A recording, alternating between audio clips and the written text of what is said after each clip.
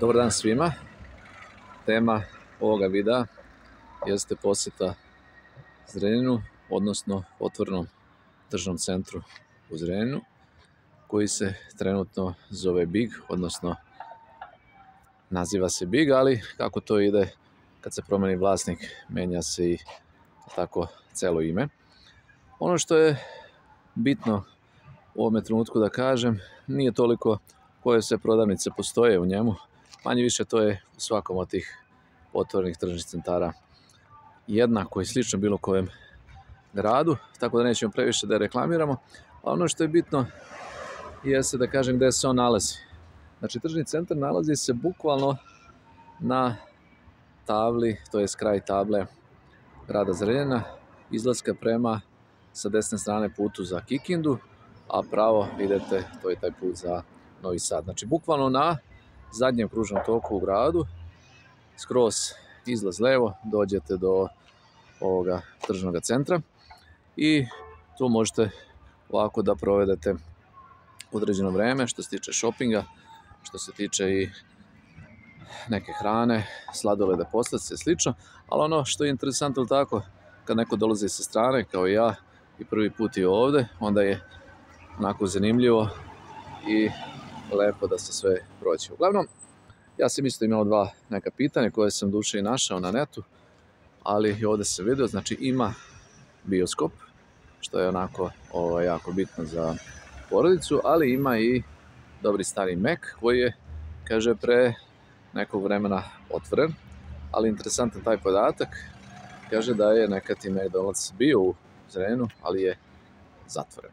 Znači, danas je 12. april 2025. godine, Prbica ili Lazareva subota, neko kaže i dečji praznik, ali evo, 5 sati posle podne, jedan lep dan da se iskoristi da se provede u posjeti Zrenjaninu i ovome tržnom centru. Ponavljam, neću sad nešto previše da idem od prodavnice do prodavnice da ih reklamiram. Znači, svakde su one slične ili bukvalno iste, ali također za kraj videa moram da kažem jednu onako interesantnu stvar. Kada sam došao, ogroman je parking sa svih strana, ima bukvalno mesta da birate, znači da birate gde ćete se parkirate, ali interesantno je da i nema toliko puno ljudi. Sad, zašto u razgovoru ovde sa domaćim ljudima kažu da je najveći problem možda što je ovaj tržni centar napravljen skroz na izlazu grada. Inače, kaže da su Zrenjaninci malo pasivniji i da im to malo smeta da ga posete, odnosno da i ne idu tako često u njega, ajde kažemo svaki dan, zbog te neke daljine od centra, koji je udaljen po mojoj proceni neki 3-4 km.